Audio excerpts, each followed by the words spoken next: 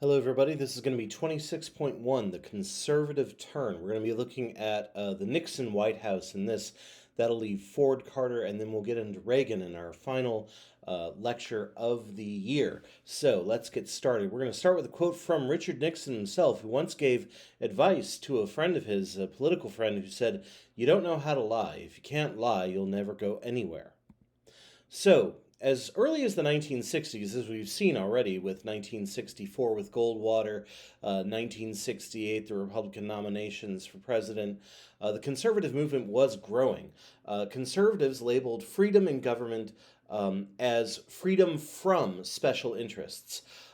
In this case, when they're referring to the term special interests, what they mean is special treatment for groups like racial minorities. They were against government welfare. They were against unions. This paired with anti-communism at the extreme levels and also individual rights over group rights in general. The 1970s and the 1980s saw a shift towards conservatism, oftentimes linked with things like, as we're going to see in the next lecture, and a growing economic crisis, demographic shifts across the country, and also the growth of the conservative Christian movement in America as well. Some of this we'll see in the next section. So let's start with President Nixon. The conservative movement started under President Nixon, as we saw a little bit during his campaign in 1968, partially based on fears of things like civil unrest, racial tension, anti war protests in 1968. However, when Nixon got into office, he was found to be a bit more of a moderate than people expected, especially conservative leaders found him to be a bit more of a moderate than what was expected. He was still calling for things like law and order. He was an anti communist. However, he also increased a lot of the Johnson era things like the welfare state, and also was willing to work and deal with both China and Russia. So Nixon had won the presidency by a very narrow margin. It was like 43% to 43%. He had a very narrow lead over Hubert Humphrey, the Democratic nominee. And he was more interested in foreign policy. So in domestic policy, he didn't really go to war with the Democratic Congress on a lot of issues. He even expanded some parts of Johnson's Great Society. This is interesting, is that oftentimes we think of Nixon as, a deeply conservative man, but he was more of a moderate to conservative in some ways. So, like, for instance, he sent block grants to the states. This is something where, a bit more conservative, like a more small government at least, that he wanted the states to get large sums of money and then they could decide how to spend it. However, he also created the Environmental Protection Agency, the Occupational Safety and Health Administration, OSHA. Let's go with the acronyms. It's easier that way. He also created the NTSB to ensure that cars were being built safely in America. So these are among his more liberal ideas that he promoted. So Nixon did get rid of Johnson's Office of Economic Opportunity. This was one of Johnson's Great Society deals, but he did expand food stamps and made sure that as inflation went up, Social Security checks would go up too. So these were, again, rather progressive ideas for that time. He was also a dedicated environmentalist in many ways. The Endangered Species Act, the Clean Air Act, Clean Water Act, inspired by, rivers catching on fire, and books like Silent Spring talking about the toxins leaking into our water system. He also was president on the first Earth Day in 1970. So here's the Cuyahoga River catching on fire in 1969. Now, I am not a scientist, but I'm pretty sure water doesn't burn in most situations. So here are also President and Mrs. Nixon planting a tree on the first Earth Day in 1970. Now, Nixon also increased welfare during this time, passing the Aid to Family, acronyms, Aid to Families with Dependent Children Act, which most people just called welfare. This started back in the New Deal as assistance primarily for white families. However, by the time that Nixon was expanding upon it, over 50% of welfare recipients were black, and many of the children in these families were in one-parent households where one parent had died or had left. Usually it was the father. Now, some Republicans did criticize people on welfare, claiming that this was just a dodge, basically, that people on welfare were just too lazy to work. Nixon, however, wanted to replace welfare with a guaranteed $1,600 donation to each family in need. This got voted down by both liberals and conservatives. The liberals saying it wasn't enough, and the conservatives saying it was way too much.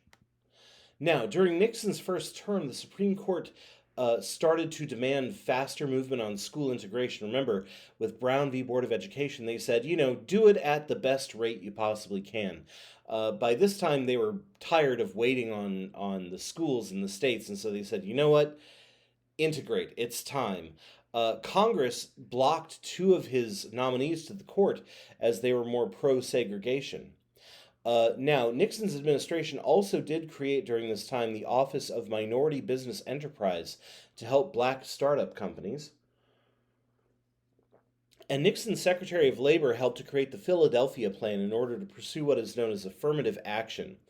Affirmative action is the idea that jobs hire a certain quota of minority workers. It doesn't necessarily need to be 50-50, but it does need to be sort of a fair amount, basically. The Nixon administration did this partially, at least, because they thought it would weaken the power of the labor unions. Predominantly white unions fought very hard against this, and eventually Nixon dropped the plan in favor of a voluntary affirmative action, which has become very controversial up through the years in the Supreme Court. So here's a pro-affirmative action protest outside a Philadelphia construction site. Now, as the former Chief Justice Earl Warren retired, Nixon replaced him with Warren Burger, known to be more conservative. However, much like Earl Warren, and kind of like Nixon himself, Burger proved himself to be a bit more moderate once he was in office, or once he was in the court seat. The Supreme Court allowed a program that forced integration by busing black students into white school districts. And this proved very controversial. Up through today is still considered very controversial. Back then it was especially controversial in the North. Cities like Boston, the South Boston, in Southie, there were a lot of white families and in sort of white schools who did not want black students being bused into their districts. And like I said, this still proves highly controversial. And the courts later said that suburban schools should not be forced to enter into the busing projects, at least. But this remains very contentious up through today. So, as we can see, it also led to anti-busing demonstrations. This is a photograph that I think won the Pulitzer Prize, called The Soiling of Old Glory, where a white man is protesting the busing situation in Boston, and he's basically using the American flag on a pole as a javelin against this African-American lawyer over there on the right. Now, critics of affirmative action brought these cases to the Supreme Court, alleging that they were allowing for reverse discrimination, that affirmative action discriminated against white people. And this is an argument that has been seen right up until the 21st century. However, they found it very difficult, the Supreme Court also found it very difficult to maintain a standard of what exactly was affirmative action across many scenarios, because it could be one thing here and another thing over there, and as time went on, the Supreme Court became more and more hostile to affirmative action cases. The court finally made a ruling in 1978 that skin color could be one factor, not the factor, but one factor that colleges looked at during the admission time, but not the sole factor. Now, one area that received a lot of support during this administration was opportunities and treatment for people with disabilities. I have my own thoughts for why. I think it might have something to do partially with a lot of disabled veterans coming back from Vietnam. But the Rehabilitation Act of 1973 prohibited discrimination based on disability within the federal government and also with any groups hired to work for the federal government. This resulted in many buildings, public and private buildings, being redesigned for people with physical disabilities. This also saw an increase, not the first, but an increase in disabled parking. Now, this continued until 1990 with the Americans with Disabilities Act that banned discrimination not only at the federal level but at the state and local level and required equal access to businesses, to all businesses for people with disabilities. So here is a protest for the rights of the disabled happening in the early 70s. Now, by the 1970s, much to the alarm of conservatives, the sexual revolution of the counterculture movement was going bigger and wider and more mainstream. We see that divorces are going up. In 1975, there were more divorces than marriages, and more Americans were not. Americans were no longer as worried about things like premarital sex as they used to. We also see a rise in women in the workplace, and we see changing aspirations for young professionals, including men and women waiting longer and longer to get married, and the availability of contraception and legalized abortion after Roe v. Wade in 1973 all meant that Americans were waiting longer to get married, and also Americans were not having as large of a family as they used to. The size of families were dropping. So here's a pro-abortion protest at the U.S. Capitol in 1971. Now, in 1972, Congress passed Title IX, created to ban gender discrimination in higher education. Most of the time today, when we talk about Title IX, we're thinking of the impact it has on women's sports in the college. However, it was important for many areas in higher education, not just sports. Other laws made sure that women had equal access to their own credit, their own line of credit. Many large companies started to pay out for harassment and discrimination and promised to give them access to better jobs, one of the biggest ones being AT&T during that time. The number of women in the workplace also jumped from 20% to 55% in the 30 years that we're talking about here. Some of these were in high-paying jobs. Others were in traditionally female jobs, sometimes known as pink-collar jobs like cashiers and executive assistants and things like that. So here is a graph that shows the number of college graduates going up by by quite a bit by 2010. So you see that Title IX has increased the number of female college graduates during this time. Now, meanwhile, we also see gay and lesbian groups growing in number during the 1970s, from being virtually non-existent or at least deep underground in the 60s to about 50 in the 1970s and many more after that. These groups also started to elect local officials, encouraging people to vote, and also encouraging gay and lesbian people to out themselves. It was during the 1970s that being gay in America finally became something that you could be publicly. The American Psychological Institute also, in 1970s, removed homosexuality from its list of mental diseases where it once had been. So, for an example, here is Harvey Milk, born in 1930, died in 78. He was from New York, but moved out west to San Francisco. He had been a lieutenant in the U.S. Navy. He had been a local business owner. He had also been a member of the San Francisco Board of Supervisors. He was the first openly gay man elected to public office in California during this time. Now, he was also shot and killed in 1978 by Dan White, who was a former member of the Board of Supervisors along with him. Dan White also shot and killed the mayor of San Francisco. My parents were both in San Francisco when this happened in the late 1970s, and they remember it vividly. Now, just as Nixon proved he was a bit more moderate on social issues at home, some conservatives were unhappy with his willingness to discuss diplomacy with communist countries. Now, this didn't mean all communist countries. He still supported anti-communist governments around the world. For instance, notably, there was a CIA movement to overthrow President Allende of Chile and replace him with Augusto Pinochet, the dictator who ran Chile for years. He also, Nixon sent money and guns to countries like Iran in order to keep down movements that may have impacted our relationship with them, and also impacted the way that anti-communism is going around the world. Nixon and his national security advisor and also his Secretary of State, one and the same, Henry Kissinger, they were both realists. They both, as we're going to see on the next slide, believed in what is called realpolitik. They believed that American power was more important than American ideology.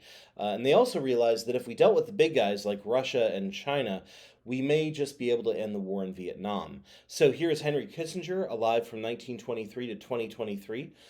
From Germany, he fled here in 1938 to get away from the Nazis.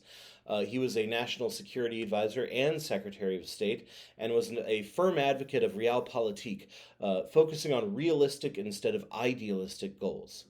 And he and the leader of North Vietnam together won the Nobel Peace Prize in 1973. This is considered one of the most controversial Nobel Peace Prizes ever given out, because he is also seen as the architect of a lot of the more warlike ideas of the Nixon presidency as well. So early on, Nixon realized that while both China and Russia were communists, they did not have the same interests and the same goals necessarily. And so in the early 1970s, both Nixon and Kissinger opened relations with mainland China, leading to the eventual recognition of China as being the legit China in 1979. Nixon also became the first Cold War president to visit the USSR, where he met with the Soviet premier named Leonid Brezhnev and worked to reduce the number of nuclear missiles with the Strategic Arms Limitation Talks, known as SALT, the first SALT. Now, both leaders announced that we were heading towards a time of peaceful cooperation between the U.S. and the USSR. This is known as détente. It did not last, but it was a start towards the end of the Cold War. As we're going to see, the Cold War heats up again in the late 1970s and early 80s. Now, here's Nixon on the Great Wall, and here's me on the Great Wall, nearly as noteworthy. And here is Nixon and Brezhnev in the USSR. Sadly, there are no pictures of me in the USSR, so one of us went to the USSR at least. Now, let's look at Vietnam and Watergate, too. So, Nixon ran in 1968 with the stated goal, that he would get us out of Vietnam. He wanted to work on what is called Vietnamization, which means that American troops were going to train but then be replaced by South Vietnamese troops. We would be there sort of to advise but not to play a massive part anymore. However, it was very difficult to put this into practice. In order to cut off North Vietnamese supply lines, Nixon actually extended the war into Cambodia. The attack on Cambodia destabilized their government and helped bring about the very bloody dictatorship of the communist Khmer Rouge in Cambodia, the leader known as Pol Pot. Here are some bones excavated from the mass graves of the Khmer Rouge killing fields in Cambodia that came after we bombed Cambodia. And this also led to a deep fear that we were going to expand the war. Not only are we not stopping the war, we're causing it to expand into another country. And this is mixed with the end of college exemptions for the draft. So you could be in college and still be forced to go fight in the war. This led to an increased number of protests on college campuses. So this also led to increased violence as well. At Kent State in Ohio, 4 student protesters were shot and killed by the National Guard.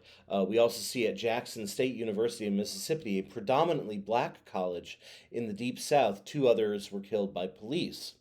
So by 1970, more than 350 colleges were experiencing protests and student-teacher walkouts and strikes, and troops occupied 21 colleges around the country during this time.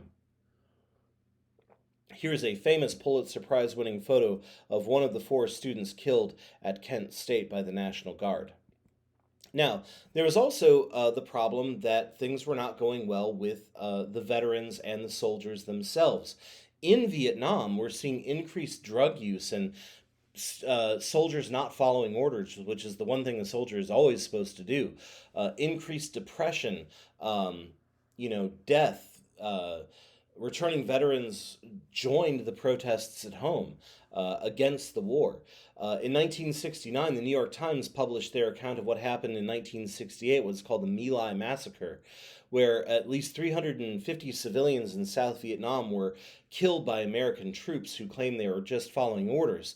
Now, this is not the norm. This didn't happen every single day. My Lai was not a daily occurrence, but the fact that it did occur sort of wormed its way inside the American psyche, and it sort of became one of the pictures that we had in our heads for the war.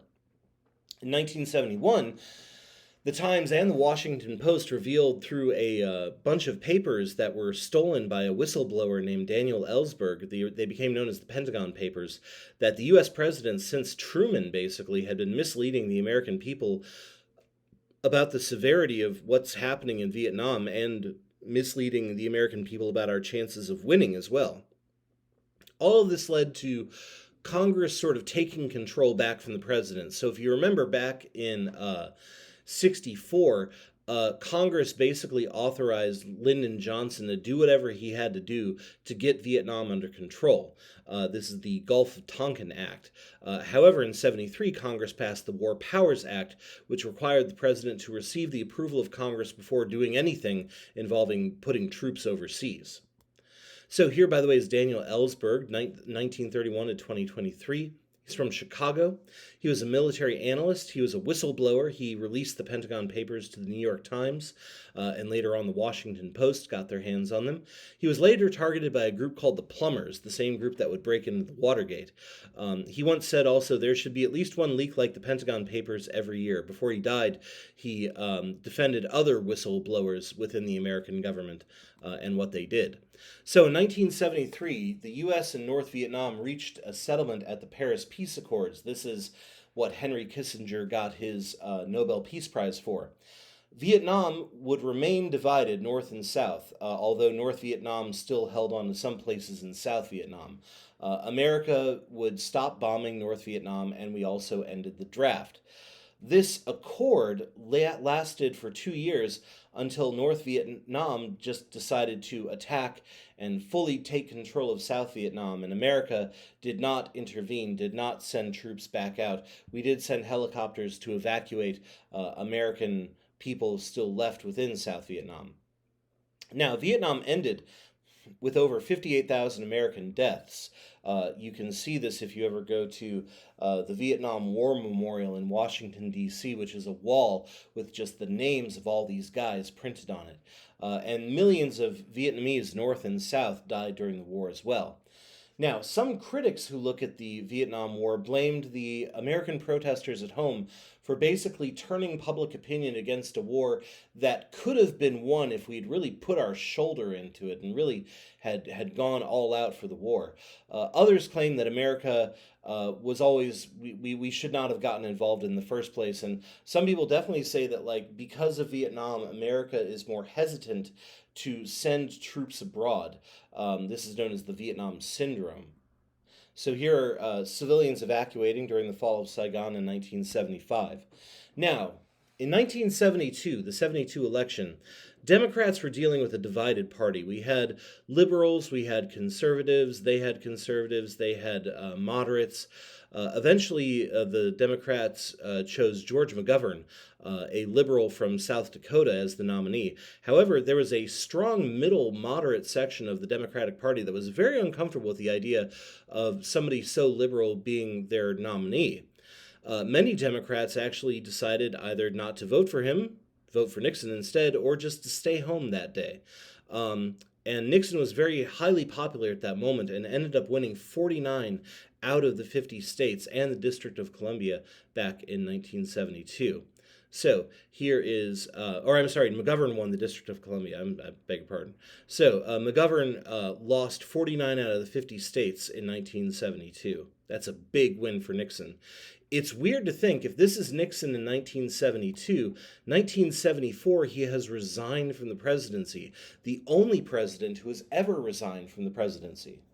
Now, Nixon was already on his way to resignation. He didn't realize it at that time, and most of the country, the American country, most of America didn't yet care about Watergate. It was sort of known information, but nobody really cared that much yet. Before the election, however, this got the ball rolling. What is Watergate? Before the election, Richard Nixon's committee to re-elect the president had created a special group of investigators and dirty trick specialists known as the plumbers. Their job was to fix leaks. That's why they got the name the plumbers. And Nixon had a lot of paranoia about enemies, that people were out to get him, that people didn't like him, and he wanted them investigated, and he wanted them sort of shut down. He created an enemies list that later on the news people would get their hands on. In one of my favorite moments, there is a guy named Daniel Shore, a reporter for CBS, who reads his own name off of the enemies list after he gets it, and it's insanity. Anyway, the plumbers are breaking in, they're investigating people, they're tarnishing the enemies of Richard Nixon. For instance, they broke into the offices of Daniel Ellsberg, psychiatrist, and stole files to see if they could find anything embarrassing about Ellsberg. In June of 1972, 5 of them broke into the Watergate Hotel and Office Complex in Washington, D.C. Why'd they break in? Well, that is the home of the Democratic National Headquarters in Washington, D.C. So it's the big Democratic office. And they were not very good at it. A roving night guardsman called the police. They found them, caught them red-handed.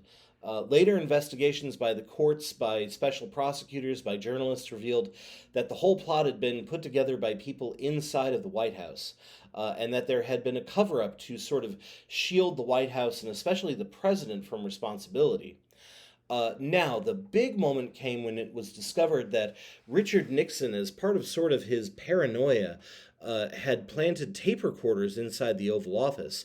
And when the special prosecutor called for these tapes to see if Nixon had a role in Watergate, Nixon refused to give them up. And he went so far as to fire the special prosecutor, and he fired his own attorney general after the attorney general said, "I will not fire the special prosecutor." And this is what is called the Saturday Night Massacre. I'm sorry, I love Watergate. I could talk for hours, days about it, really. Anyway, here is Watergate, the office and hotel itself that was broken into that night. Here are the 5, along with 2 other people, G. Gordon Liddy and E. Howard Hunt.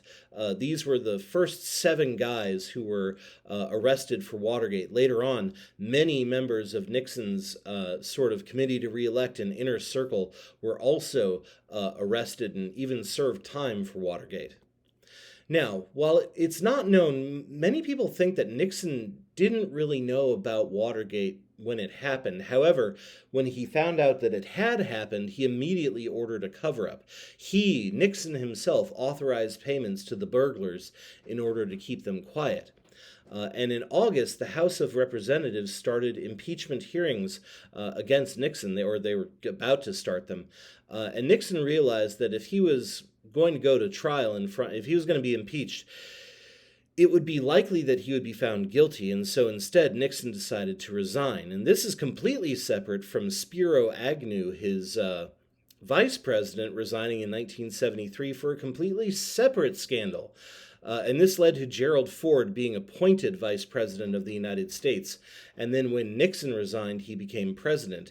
This is the only time we've had a president who wasn't elected but appointed into the executive office. So here is a political cartoon of all the people who have been found guilty by this time in this situation, and Nixon's the only one left as the unindicted co-conspirator. Here is Richard Nixon's resignation letter to Henry Kissinger, and here is Nixon leaving the White House in the helicopter, throwing up the double V. Now here's the new president, Gerald Ford, 1974 to 77, from Michigan. He had been a former congressman, Speaker of the House, former vice president, briefly under Richard Nixon, the only president, like I said, appointed into that presidency. He also survived 2 different assassination attempts both by women within the same month, I believe. He was also known to be a little klutzy. There's a famous moment where he fell down the stairs of Air Force One, and Saturday Night Live, which had just been starting in that time, had a field day with that. He also allegedly locked himself outside of the White House one time. Now, there are several long term impacts of Watergate, both for Nixon and for the country. Nowadays, whenever we have a scandal, we usually have gate attached to the end of it. Like Bill Clinton and Monica Lewinsky became either known as Monica Gate or Zippergate. There was a less scandalous one when Barack Obama wore a brown suit one time. People tried to make a big fuss over it and called it Brown Suit Gate.